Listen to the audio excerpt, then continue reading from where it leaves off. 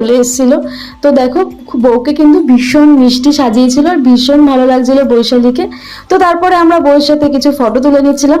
Photo তুলতে তুলতে কিন্তু বর চলে এসেছিল। তো এবার তোমাদেরকে দেখাই বরকে। তো বরকেও কিন্তু ভীষণ সুন্দর, ভীষণ মিষ্টি দেখতে।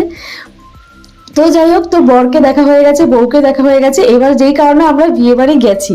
তো যাই বলো ফ্রেন্ডস, বিয়ে বাড়িতে কিন্তু আসল কাজটা না করলে কিন্তু একদম ভালো লাগে না। তো চলো আমরা আসল কাজটা এবার দেখে নিই। তো স্টার্টারে কিন্তু অনেক কিছু ছিল। তো ফার্স্টে আমি খেয়ে নিয়েছিলাম কফি, তারপরে খেয়ে নিয়েছিলাম এইটা, না কি খেয়েছিলাম আমার না বিশ্বাস করুন আমার এখন একদম মনে নেই।